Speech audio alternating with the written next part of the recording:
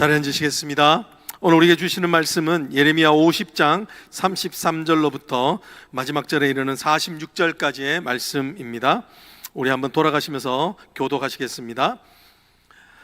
만군의 여호와께서 이와 같이 말씀하시니라. 이스라엘 자손과 유다 자손이 함께 학대를 받는도다. 그들을 사로잡은 자는 다 그들을 붙들고 나와 주지 아니하리라.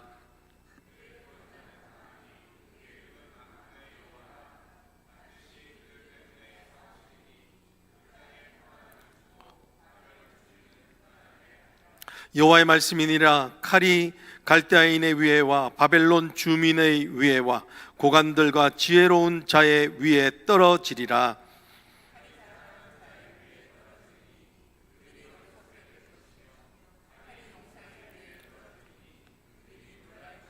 칼이 그들의 말들과 병거들과 그들 중에 있는 여러 민족의 위에 떨어지리니 그들이 여인들 같이 될 것이며 칼이 보물 위에 떨어지리니 그것이 약탈되리라.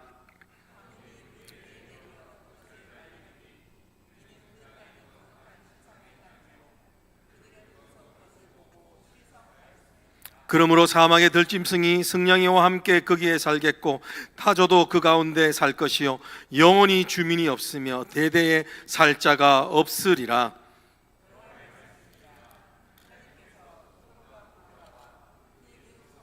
뒤에 보듯이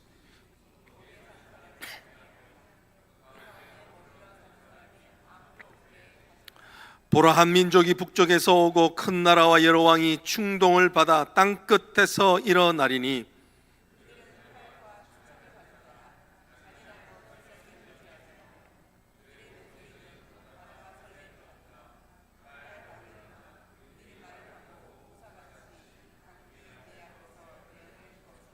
바벨론의 왕이 그 소문을 듣고 손이 약하여지며 고통에 사로잡혀 해산하는 여인처럼 진통하는도다.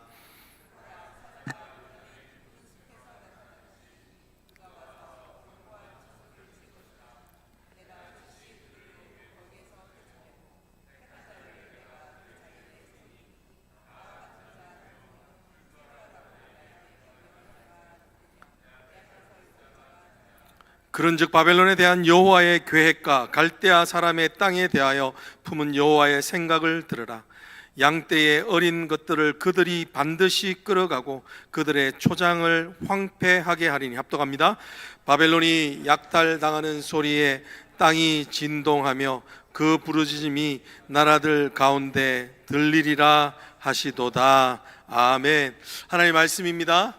하나님께서 오늘도 말씀을 통해서 우리 삶을 변화시키는 은혜의 능력을 주시기를 간절히 소망합니다.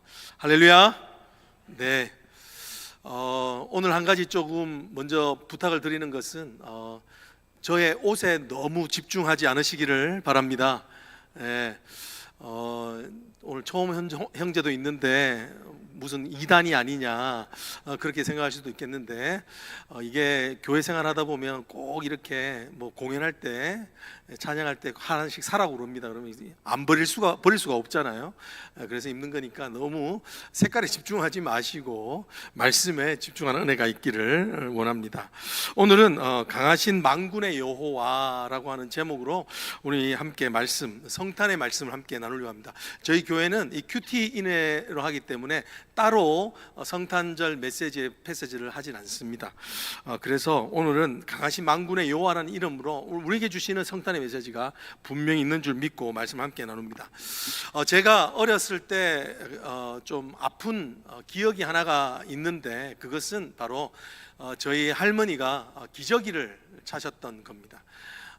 아직도 잊혀지지 않는 그날이 있습니다. 그러니까 원래 저희가 할머니 손에 자랐는데 저희 동생하고 자랄 때 손수 기저귀를 갈아주셨던 그분께서 어느 날 관절염이 너무 심하셔서 거동을 할 수 없고 스스로 화장실을 갈 수 없는 상황이 되시니까 이제 기저귀를 차셨던 거예요. 근데 그때 어릴 때 그게 너무 저한테는 충격이었던 거예요. 이해가 되지 않는 것이었습니다. 우리가 성탄절에는 여러 가지 묵상할 만한 신비가 있습니다. 그 중에 하나가 뭐냐면 바로 하나님이 인간이 되셨다. 그 하나님께서 죽으러 오셨다. 그 하나님께서 우리와 함께 하신다라는 신비들이 있습니다. 여러분, 하나님이 어떻게 인간이 되시는가라는 것이죠. 여러분, 그 말을 조금 더 우리의 피부에 닿는 말로 하면 무엇이냐면 하나님이 기저귀를 차셨다라는 것입니다.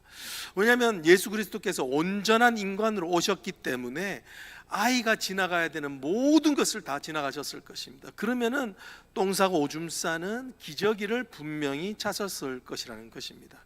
그것은 정말 수치인 것이죠. 어떻게 하나님께서 기저귀를 차시는 그것이 있는가? 여러분, 이것은 정말 이해되지 않는 정말 미스터리입니다. 오늘 본문에 보면요, 뭐라고 말씀 45절에 보면 뭐라고 우리에게 권면하시는가 하면 이렇게 말씀해요. 여호와의 생각을 들어라 라고 이렇게 말씀하세요. 여러분, 오늘 여기서 말씀하시는 것은 무엇이냐? 잘 듣지 않는다는 거예요. 잘 깨달아지지 않는다는 거예요. 왜냐하면 it too good to understand. It's too good to believe. 너무너무 은혜로운 말씀이어서 이해되지 않는 거예요. 어떻게 하나님께서 인간이 되시는가? 그런데 기저귀를 차시는 그런 상황까지 스스로를 낮출 수 있는가라는 이 말씀은 어떤 말씀으로도 이해되지 않는, 너무 too good, 너무너무 좋아서 믿어지지 않는 말씀이기 때문에 오늘 우리에게 들으라 라고 이렇게 말씀하시는 거예요. 오늘 여기서 들으라 라고 하시는 말씀은 무엇이냐면 경청하라 이런 말씀입니다. 여러분, 오늘 우리가 말씀을 경청할 수 있는 은혜가 있기를 원합니다. 말씀을 들을 수 있는 은혜가 원합니다. 왜 그런가? 그 안에는 하나님이 인간이 되셔야 되는 그 기가 막힌 사랑, 기가 막힌 은혜가 안에 있기 때문에, 구원의 소식이 있기 때문에 그런 겁니다. 여러분, 여기서 하나님의 생각을 들으라 하는 이 생각은 말은 어떤 뜻이냐면요, 하나님의 계획을 들으라는 거예요. 하나님의 계획. 여러분, 여기서 오늘 본문상으로는 바벨론을 멸망시키고 하나님께서 구원하신다는 소리예요. 그러니까 우리가 하나님의 말씀을 잘 듣게 되는 것, 그것은 무엇인가? 구원의 소식을 듣는다는 거예요. 여러분, 오늘 이 말씀이 의미하는 게 뭐냐면요, 나의 이야기로 들으라는 거예요. 하나님의 이 오늘 성탄절이 선물을 주고받는 그것이 아니라 그 안에 우리에게 하시는 하나님의 그 놀라운 이야기, 구원의 이야기가 나의 이야기가 된다는 것을 들으라 라고 이렇게 말씀해 주고 계신다는 것이죠. 여러분, 오늘 우리가 말씀을 듣는다는 것은 뭐냐면요, 말씀이 나에게 지금 하시는 말씀, 나의 아픔, 나의 결핍, 나의 죄에 대하여서 오늘 하시는 말씀을 듣게 되면 오늘 우리가 성탄의 진정한 은임인 구원자를 우리가 보게 된다는 거예요. 여러분, 여러분의 삶과 저의 삶에 말씀이 들려지는 은혜가 있기를 주님으로 축복합니다. 그러면 그때 구원자가 보이는 거예요. 내 삶에 내 고난을 이기게 하는 힘, 나의 소망 없음을 이기게 하는 하나님의 소망을 보게 하는 힘이 그 안에 있다라고 말씀하시는 것입니다. 오늘 우리가 알고 있는 거죠. 오늘 이 말씀은요, 하나님께서 바벨론을 이제 망하게 하겠다라고 하는 이 예언의 말씀을 주고 계시는 것입니다. 여러분, 오늘 이 강력한 난공불락의 도성, 세계의 모든 패권을 잡고 있는 이 바벨론을 망했다고 하는 것이 왜 중요할까요? 그래야지 하나님의 백성 유다가 회복하기 때문에 그렇습니다. 여러분, 그러면 오늘 이 말씀, 21세기를 살고 있는 오늘 우리는 왜 바벨론에 대한 심판의 얘기 우리는 왜 들어야 될까요? 왜냐하면 우리 안에, 우리의 내면에도 저마다 하나님 앞으로 가는 것을 막고 있는, 우리의 구원을 막고 있는 우리 삶에 바벨론이 있기 때문입니다. 오늘 이 말씀을 통해서 우리 삶에서 우리의 참된 기쁨의 능력을 가로막고 있는, 구원의 능력을 가로막고 있는 바벨론이 뭐냐는 것을 보게 됩니다. 여러분, 오늘 이 본문은 한마디로 말하면 구원자이신 만군의 여호와, 오늘 이게 제목이잖아요. 구원자이신 만군의 여호와는 도대체 우리 삶에 어떤 일을 하시는가? 왜 우리는 예수 그리스도가 우리의 구주가 되셔야만 되는가에 대한 것을 집중하여 설명해 줍니다. 바벨론을 제거하신다는, 심판하신다는 말이 오늘 우리의 삶에 How does it apply to us? 어떻게 적용되느냐는 것이죠. 여러분, 오늘 이 바벨론을 의미하는 것은 두 가지를 크게 의미하고 있어요. 이 패시지 안에서 본다면 그것은요, 바벨론은 우리를 죄를 통해서 억압하는 존재이기 때문에 그렇습니다.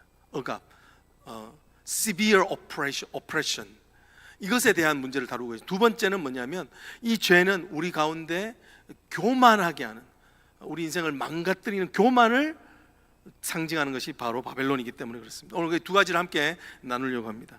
첫 번째, 왜 우리가 구주가 필요한가? 첫 번째는 뭐냐면 죄의 집요한 억압에서 우리를 건져내기 위함, 그 때문에 우리 안에 있는 바벨론을 하나님께서 무너뜨리게 하신다는 것입니다.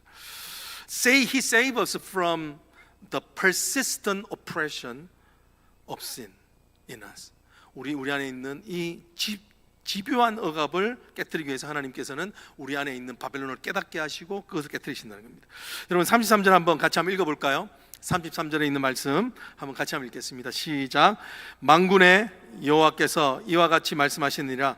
이스라엘의 자손과 유다 자손이 함께 학대를 받는도다. 그들은 사로잡은 자는 다 그들을 붙들고 놓아주지 아니하니라. 그들을 붙들고 놓아주지 아니하니라. 한번 따라하실까요? 그들을 붙들고 놓아주지 아니하니라. 여러분 이 본문을 보면 모세 이야기가 생각나죠. 왜 하나님께서는요 모세를 출애굽시킬 때 그냥 출애굽을 시키지 않고 왜 굳이 홍해라고 하는 고난을 통하여서 출애굽시키고 왜 굳이 바로라고 하는 그 강팍한 마음, 이 강팍도 아니에요, 강팍한 그 사람, 그 인간을 통해서, 그 악을 통해서 고통당한 뒤에 그로 하여금 출애굽을 하게 하시는가라는 거예요. 여러분 이것은 바로 죄의 속성을 말해주고 있습니다. 바벨론이 말해주는 상징이 바로 그거라는 거예요. 죄는 집요하고 죄는 절대로 우리를 놓아주지 않으려고 한다라는 거예요. 오늘 계속 하시는 말, 그들을 붙들고 놓아주지 않느냐. 그게 우리 안에 있는요 중독과 같은, 우리 안에 정말 놓여지지 않는 죄의 모습이, 여전히 하나님 믿는 사람을 구원을 체험하지 못하게 끌어내리는, 하나님의 백성을 하나님 백성답지 못하게 살아가고 있는 우리의 구원을 잃어버리는 같이 그렇게 사는, 실질적으로 에이티어스트 같이 살게 하는 그런 모습들이 우리 안에 바벨론 안에 있다는 것을 말씀해 주는 것입니다. 여러분 이것이 바벨론의 특징이에요. 특징. 여러분 오늘 이 죄의 습성을 잘 알려주는 본문이 있습니다. 그것은 바로 로마서 3장 9절입니다. 한번 같이 한번 읽어볼까요? 시작. 그러면 어떠하냐? 우리는 나으냐? 결코 아니라 유대인이나 헬라인이나 다 뭐 아래? 죄 아래 있다고 우리가 이미 선언하였노라. 여러분 우리가 죄의 억압을 받고 있다. pressure, persistent oppression, 이 억압을 받고 있다는 것을 오늘 바벨론을 통해서 우리는 깨달을 수 있다는 거예요. 여러분들은 억압을 받고 있다고 느끼시나요? 죄의 억압을 느끼십니까? 여러분 여기서 말하는요 죄의 억압, 죄의 지배, 죄 아래에 있다는 것은 어떤 위치적인 이야기를 하는 게 아닙니다. 실제적으로 실효적으로 우리는 죄에 고통당하고 있다. 이것은요 압도당한다는 얘기입니다. Overwhelms us. 죄는요 우리를 단순히 내어버리지 않고 우리의 삶을 전체적으로 삼키려고 overwhelms us, 우리를 압도해버린다는 뜻입니다. 이것은 마치 어떤 뜻이냐면요, 이 본문에서 보면 마치 물고기가 물을 느끼지 못하는 것 같은 거예요. 여러분 사람들은 물을 느껴요. 그렇지만 실제적으로 물이라고 하는 존재를 느끼지 못하는 존재가 있는데 물고기라는 거예요. 물고기는 물을 어떻게 느냐면 자기의 스킨으로 느낀다. 스킨, 자기의 피부로 느낀다는 거예요. 이게 역설적인 것이죠. 여러분 근데 오늘 우리가 깨달아야 된 바벨론의 실체에 대해서 깨달아야 있는 것은 뭐냐면 우리는 여전히 죄 아래 압도되어져 있다는 것을 말씀해 주고 있는 거예요. 죄의 억압 속에서 살아간다는 거예요. 예수 그리스도의 은혜로 말미암아 구원받았지만 우리가 이것이 죄의 억압에서 풀려나는 과정이 성화이고, 그러기 위해서는 우리가 얼마나 죄 가운데 억압되고 살아가고 있다는 것을 깨달아 알라는 것입니다. 여러분 이 죄의 억압 아래 살고 있다는 것이 여러 가지로 증명할 수 있습니다. 재미있는 것 중에 하나가 하버드 대학에서 데니엘 웨그만이라고 하는 사람이 실험했던 것들이 있는데요, 사람의 인지적 실험이었어요. 그러니까 왜 사람은 하지 말라고 하면 더 하는가에 대한 거예요. 이게 사람의 습성이라고 그러는데 어떤 실험을 했냐면 흰 곰 사진을 사람한테 보여주고 두 그룹으로 나눴다고 그래요. 그리고 한 그룹에게는요 한 그룹이 뭐라고 했냐면 너 이 흰 곰을 떠올리지 말라라고 계속 이야기를 했다는 거예요.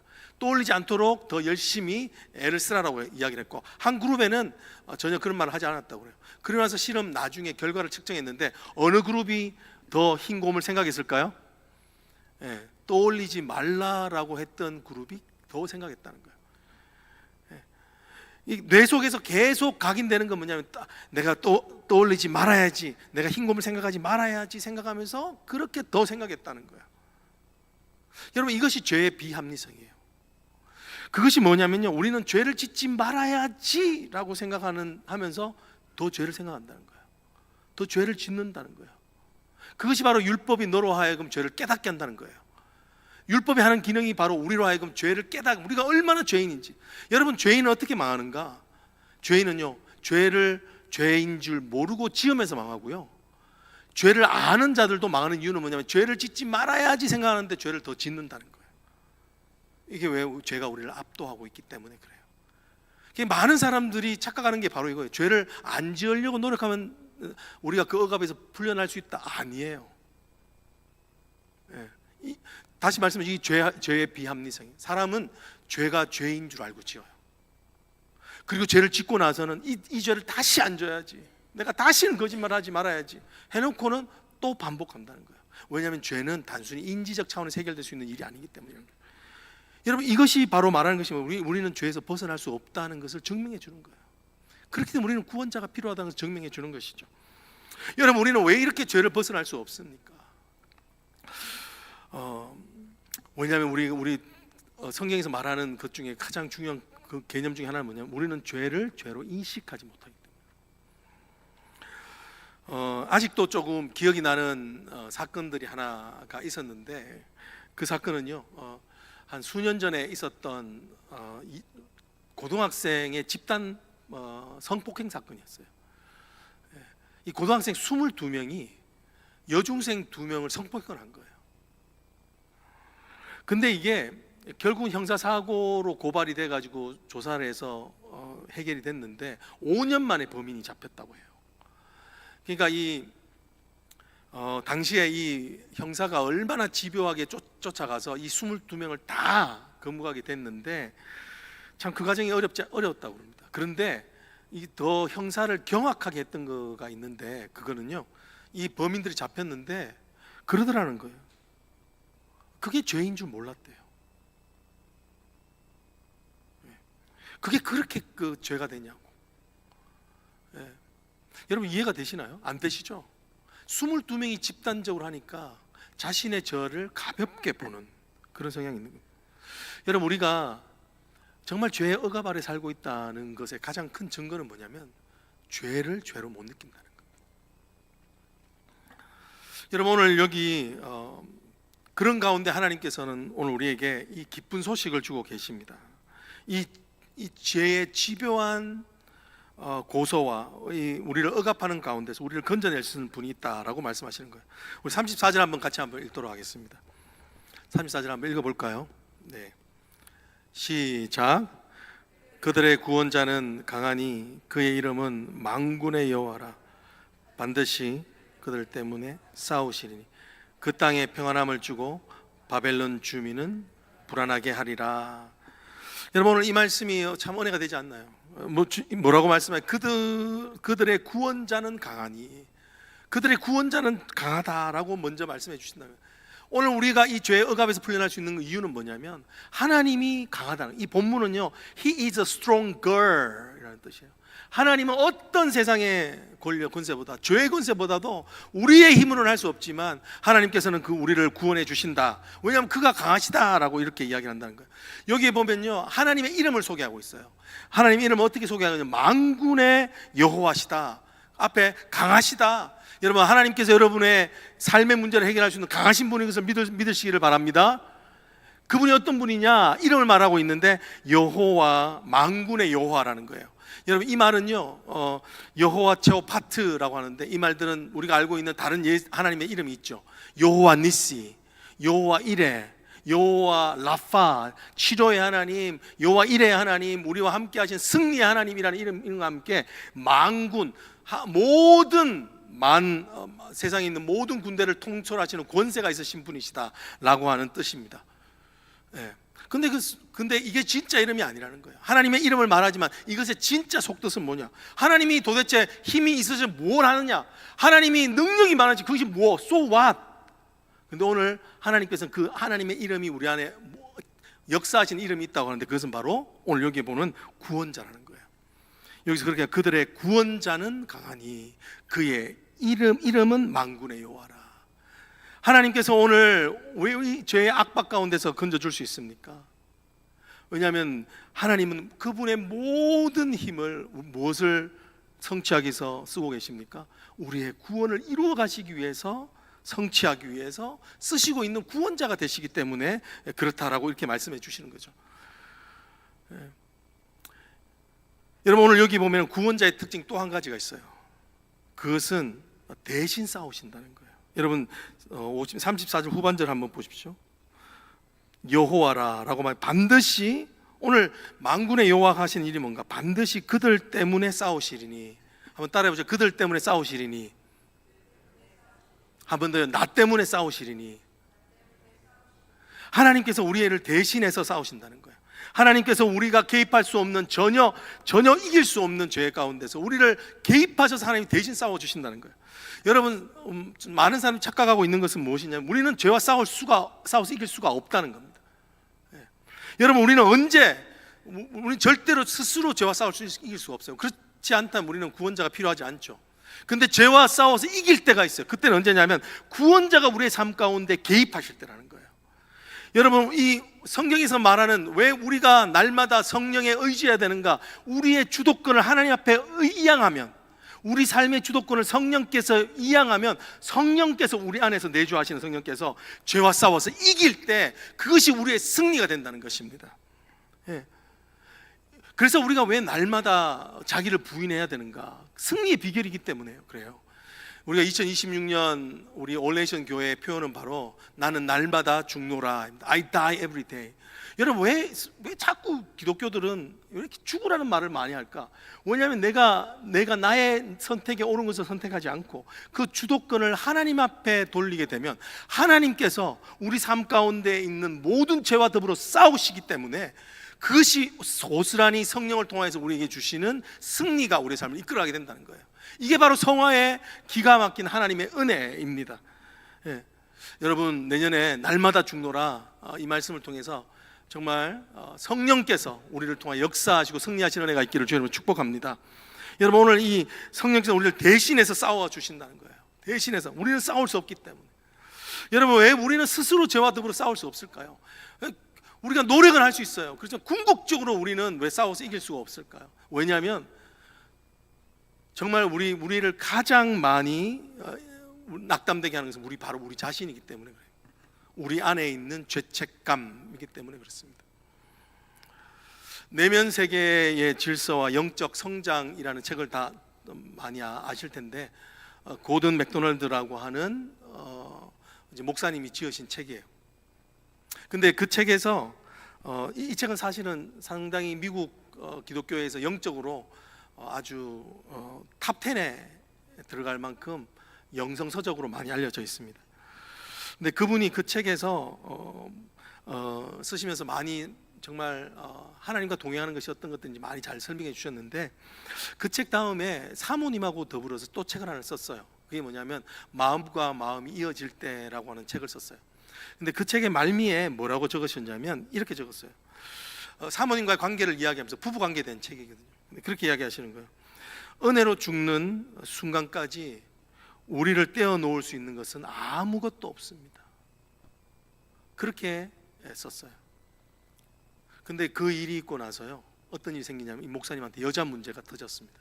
스캔들이 터졌습니다. 그렇게 자신했던 그 아내와의 견고한 관계성이 정말 거짓말처럼요, 그 얼마 뒤에 그것이 폭로가 되었던 거예요. 그게 우리의 모습이 그런 거예요. 장담할 수 있는 생각은 아무도 없습니다.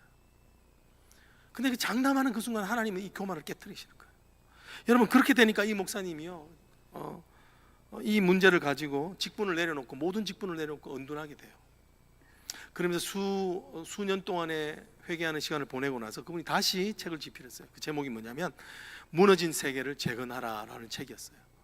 근데 그 무너진 세계를 재건하는 책에서 그의 회개를 하나님 앞에 올려드린 책인데, 거기에 뭐라고 회개하는 게 있냐면 이렇게 회개하는 것 중에 자신이 자신했던 자신에 대한 교만을 회개하면서 이렇게 얘기를 합니다. 가장 나의 무너진 어두운 시기에 가장 나를 혹독하게 비난한 사람이 있었다고 이야기합니다. 그 사람이 누굴까요? 바로 자기 자신이었다고. 자기 자신. 여러분, 오늘 우리 스스로 이 죄 가운데서 싸울 수 없는 이유가 이겁니다. 우리 안에 있는 낙담이 우리를 제일 많이 고소합니다. 우리 안에 있는 이 불신앙이 제일 많이 우리를 고소합니다. 여러분, 오늘 그렇기 때문에 우리는 우리 스스로 싸울 수 없는 거예요.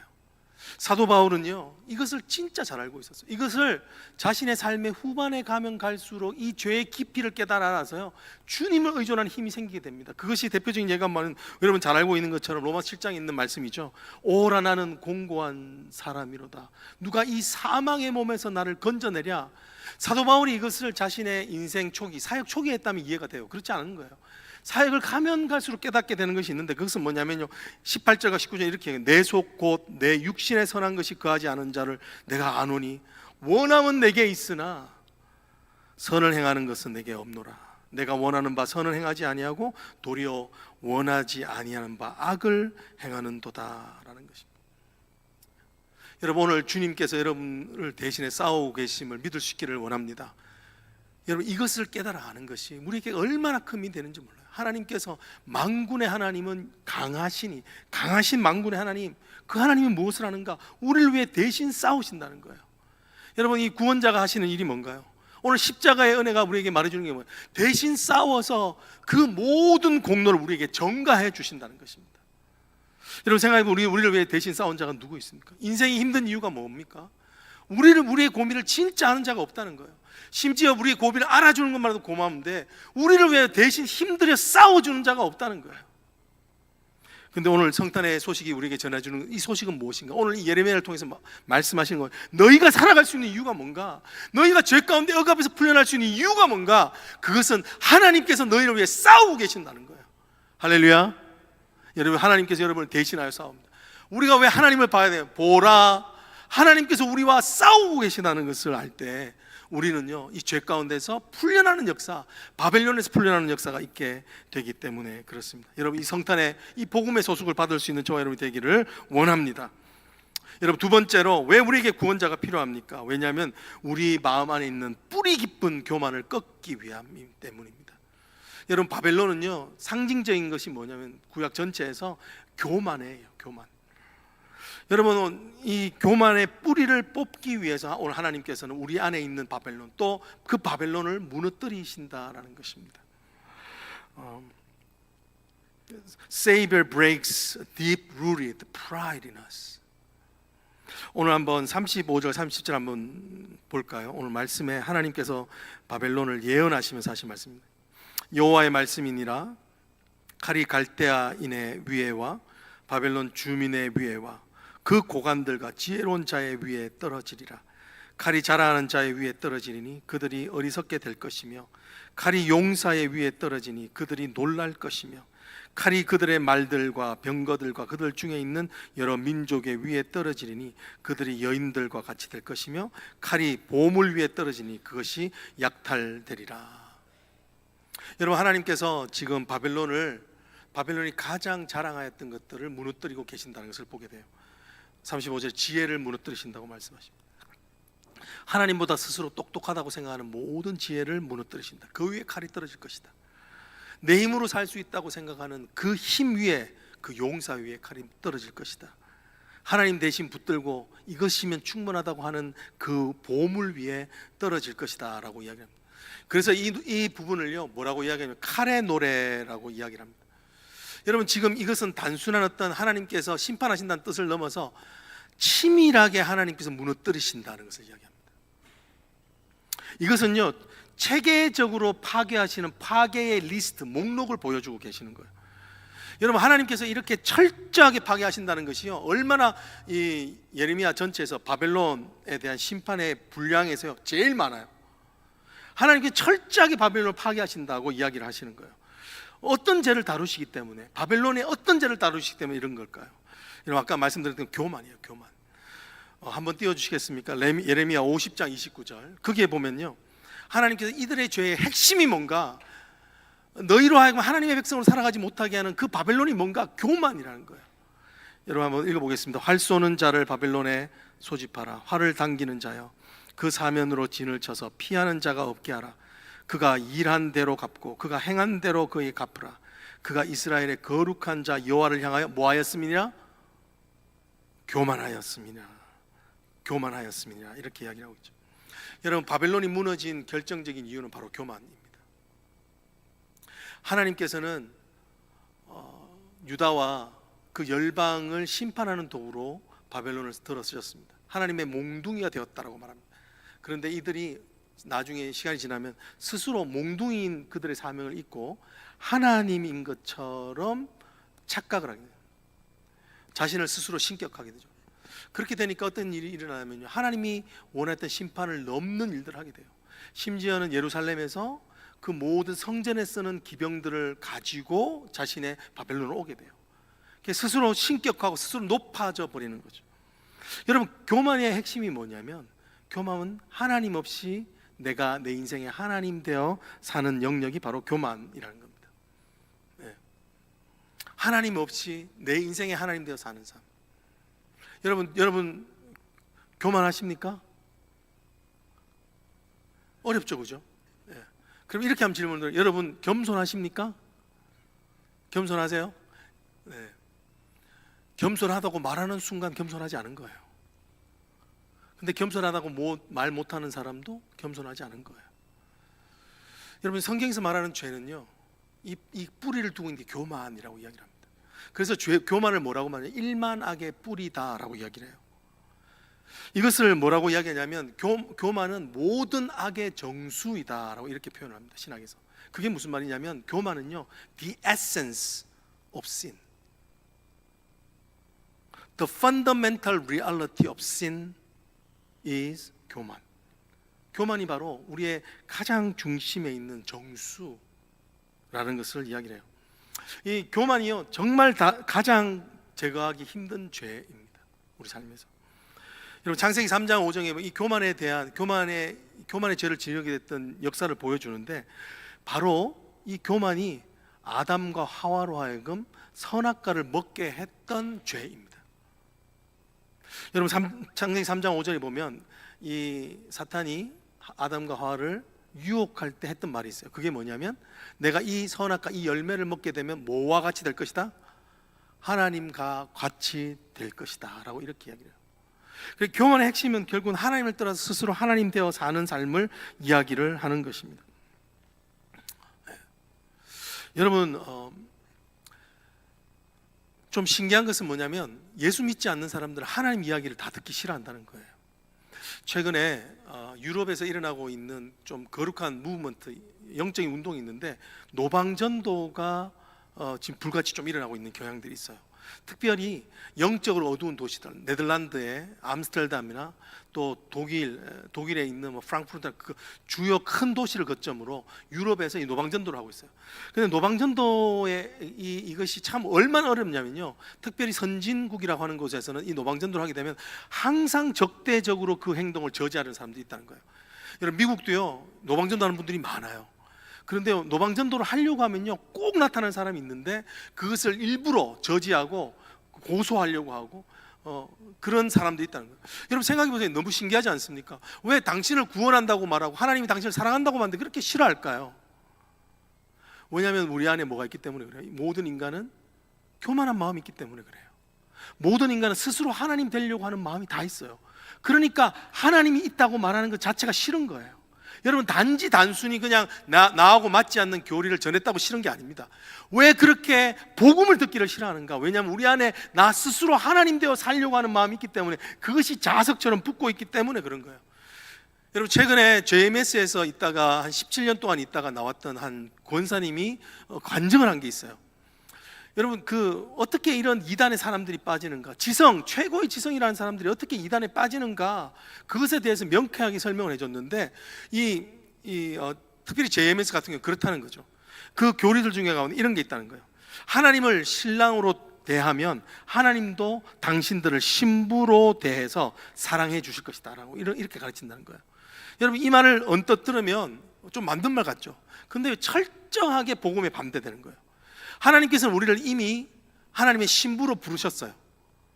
그래서 하나님 우리를 그렇게 대해 주세요. 그 은혜가 있어요. 근데 이게 아니라 우리가 하나님을 그렇게 신랑으로 대하면 하나님도 우리를 신부로 대해 주신다라고 철저한 공로주의가 있는 거예요. 근데 그 공로 안에는 뭐가 숨겨져 있느냐면 이런 말이 성경에 하나님과 같이 될 것이다 라고 하는 메시지가 들어있다는 거예요. 네가 하나님을 신랑으로 대하면 너도 신과 같은 그의 신부가 될 것이다라는 거예요. 이 말에 스스로 하나님이 될 수 있다고 하는 이 교만한 말을 부추기는 거예요.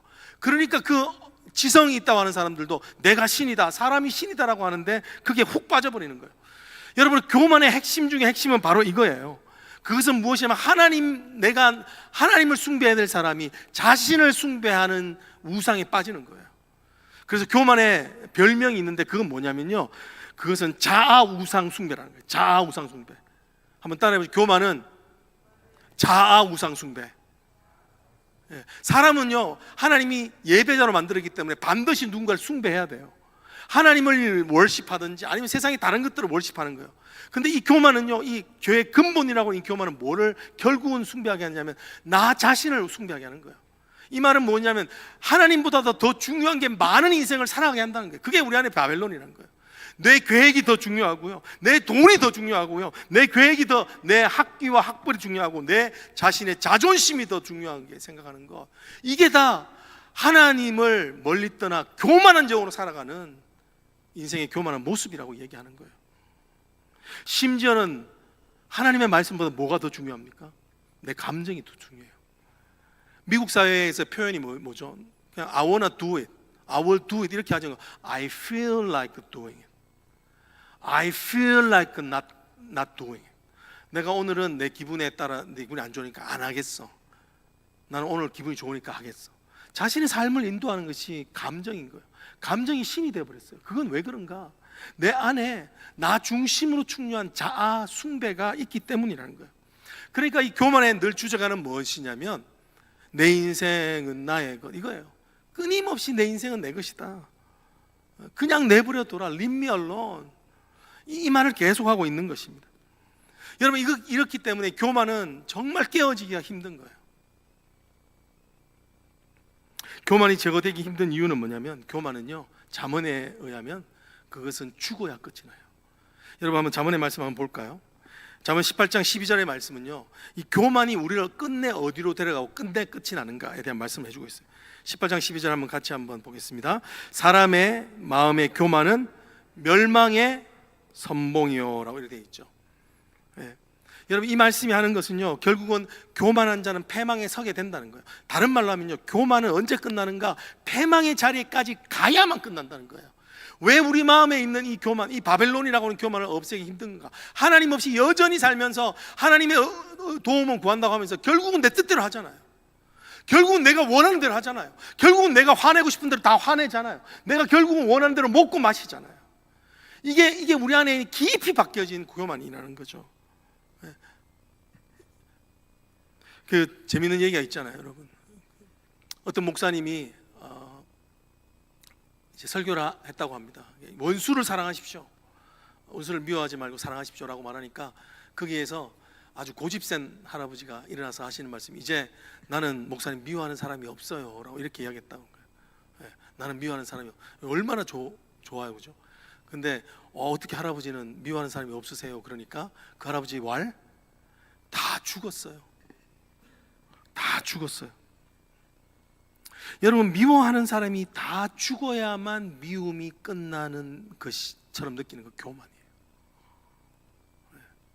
그러니까 이 교만은 나 중심으로 나로 충만한 자아숭배이기 때문에 내가 싫어하는 사람, 나를 미워하는 사람 끊임없이 제거하려 무시하고 투명인간 취급하고 이런 거예요.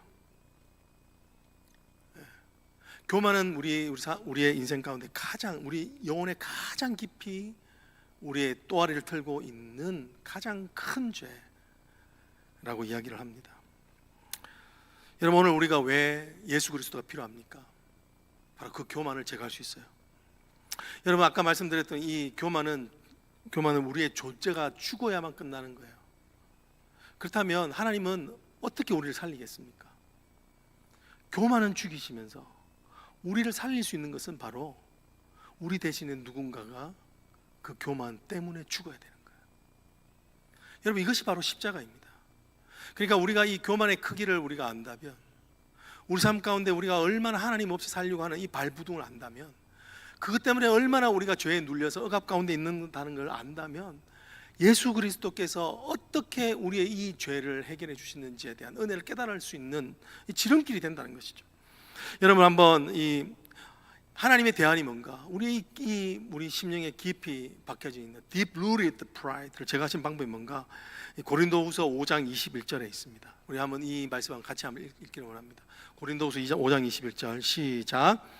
하나님이 죄를 알지도 못하신 이를 우리를 대신하여 죄로 삼으신 것은 우리로 하여금 그 안에서 하나님의 의가 되게 하려 하심이라.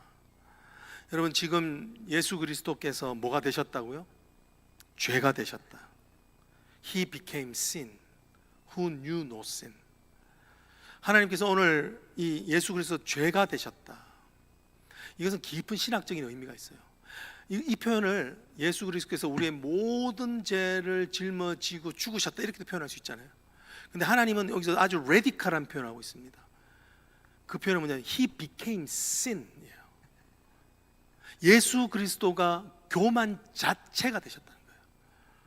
예수 그리스도가 죄덩어리가 되셨다. 그래서 성부 하나님의 진노를 받을 수밖에 없는 상황으로 몰고 가셨고, 그를 죽이심으로 교만을 제거하셨다. 이 말씀하고 있는 거예요.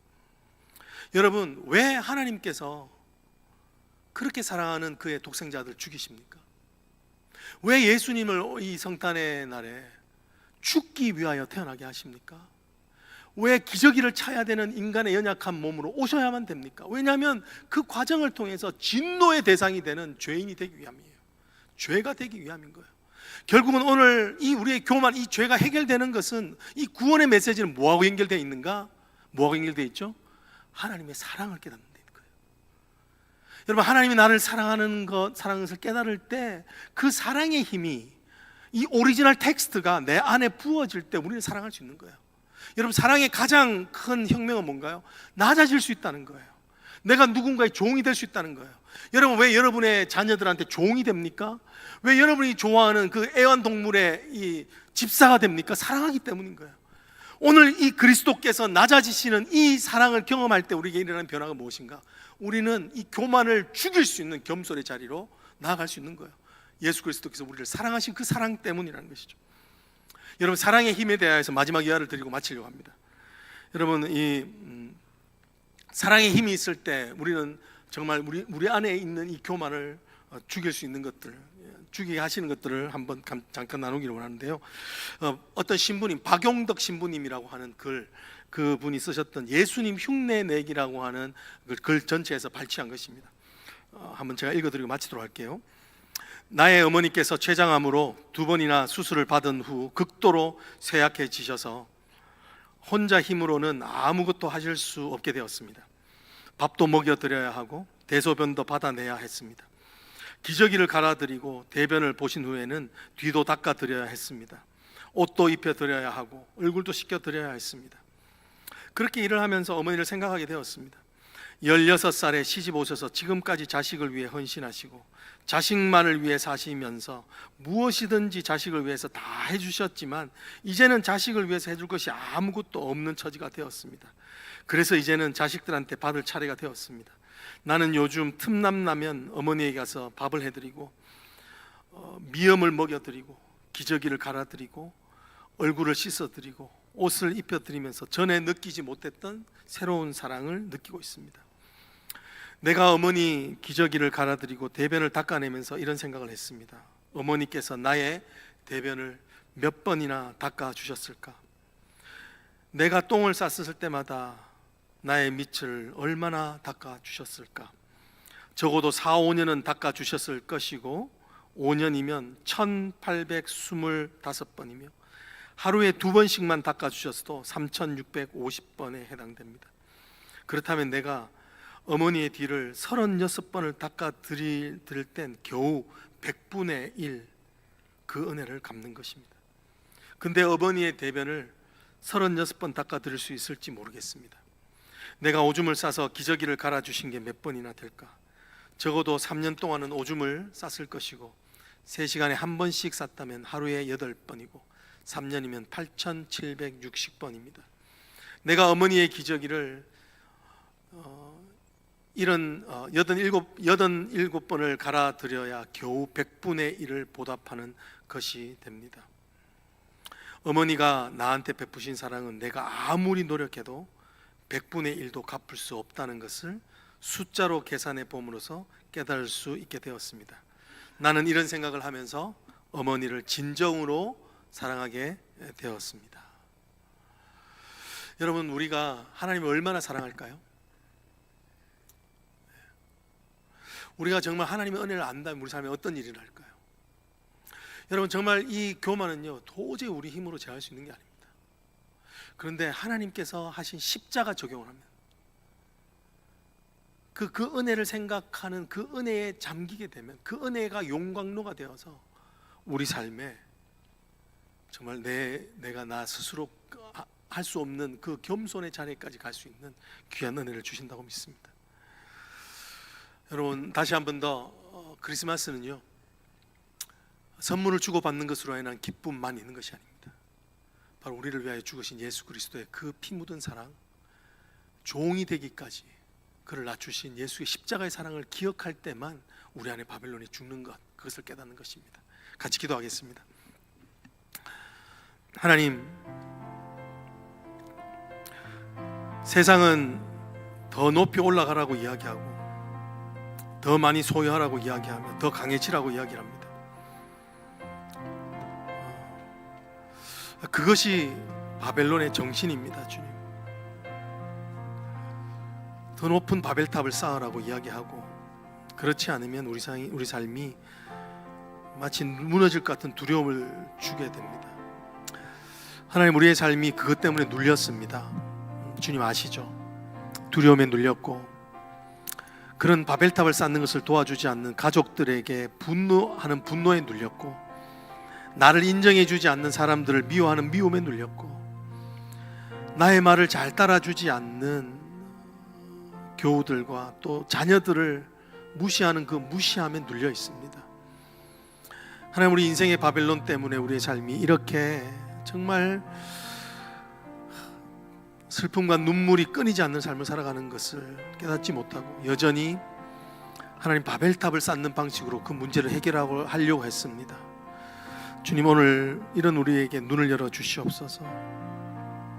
하나님, 정말 하나님 떠난 인생의 삶이 얼마나 비참한지를 깨달을 수 있게 하여 주시옵소서. 하나님, 오늘 그리하여서 주님께서 주시는 귀한 오늘 이 성탄의 절기를 맞아서 그런 우리를 찾아오시고 우리를 구원하시는 예수 그리스도의 그 놀라운 사랑, 도저히 갚을 수 없는 우리를 위하여 죽으신 그 은혜, 십자가의 고통을 기억할 수 있는, 죽기 위하여 오신 주님, 기저귀를 차고 아기가 되신 예수님을 기억할 수 있는 하나님의 은혜의 절기가 되게 하여 주시옵소서. 예수님 이름으로 간절히 기도드립니다. 아멘. 우리 다 같이 자리에 일어나셔서 우리 임마누엘 찬양 함께 드리시겠습니다.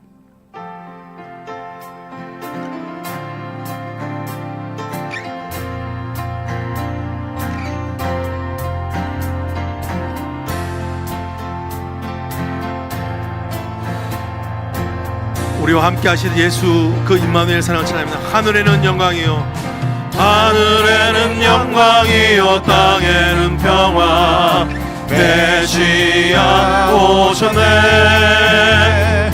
길을 잃은 주의 백성 구원하시려 예수 주. 우리 한번 다시 한번 할까요? 하늘에는 영광이요, 하늘에는 영광이요, 땅에는 평화, 메시아 오셨네. 길을 잃은 주의 백성 구원하시려 예수 주 오셨네. 임마누엘, 임마누엘, 하나님 우리와 함께하네. 임마누엘, 임마누엘, 하나님 우리와 함께하네. 모든 백성 큰 기쁨의 소식 들으라. 메시아 오셨네. 어두운 세상 밝은 빛을 비춰주시네 예수 주. 임마누엘, 임마누엘,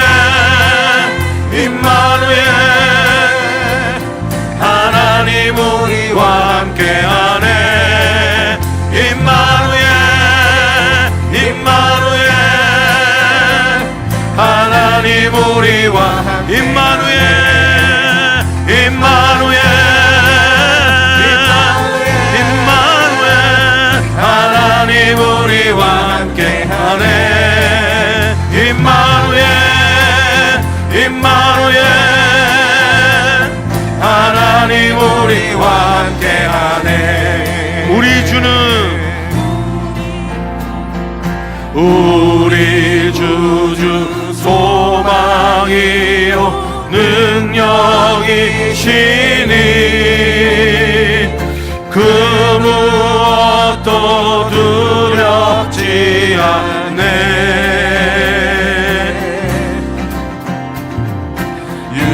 유일하신 구원의 주 왕의 왕이요 하나님의 아들이시라.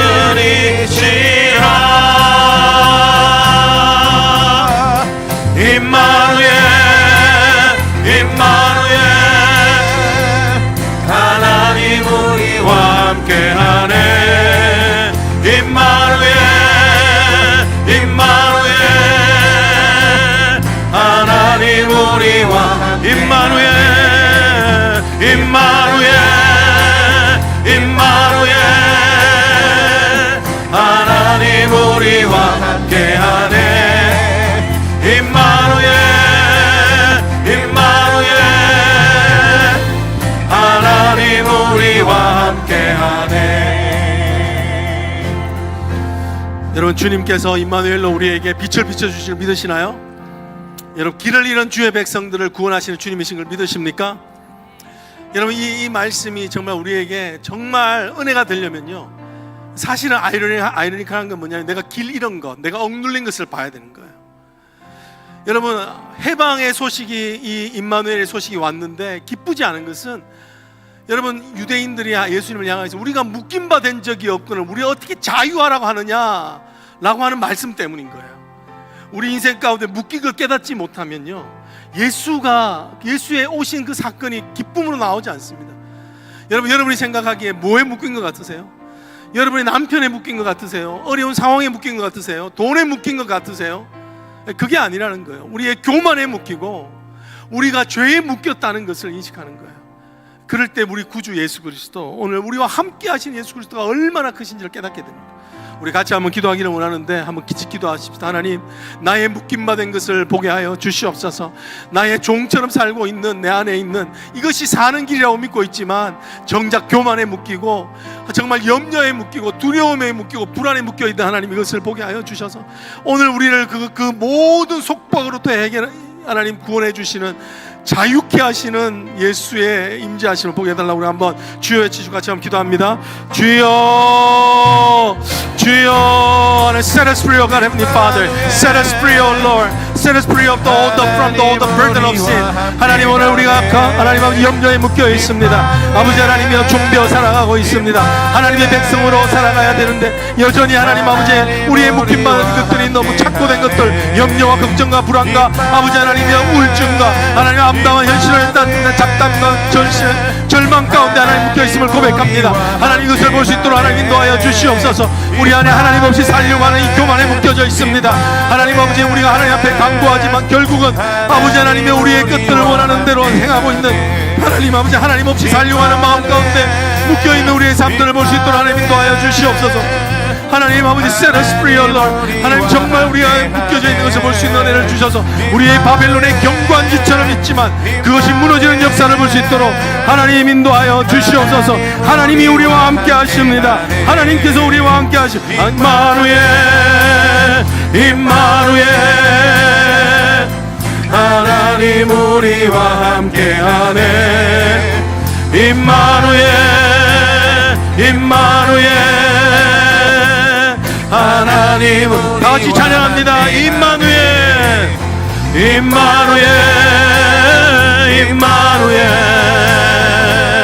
하나님 우리와 함께하네. 임마누엘 임마누엘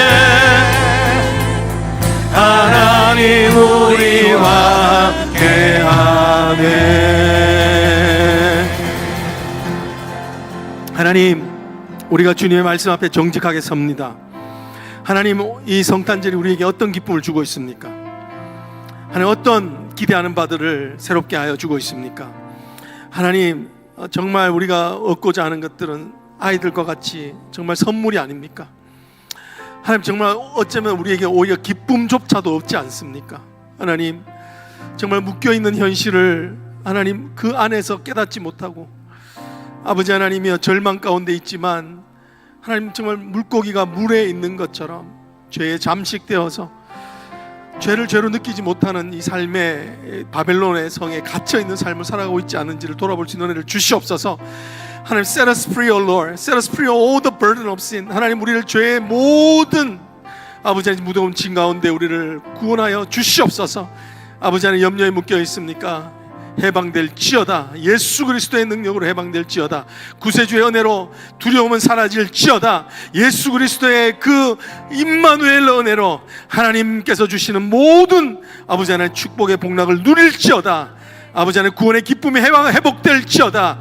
아버지 하나님, 오늘 그것을 위하여서 다시 한번 우리에게 절기를 주셨음을 믿사오니 아버지 하나님, 종되어 있는 것들을 깨달아 보게 하여 주시고 교만의 영을 깨달을 수 있는 은혜를 주셔서 하나님, 우리를 시온의 포로에서 돌리실 때 우리가 꿈꾸는 것 같았도다. 꿈꾸는 것 같았도다. 하나님, 이제 2026년 기대하는 하나님께서 주시는 자유로 이 모든 성도의 삶이 꿈꾸는 것보다 더 좋은 그 은혜로 충만케 역사하여 주시옵소서.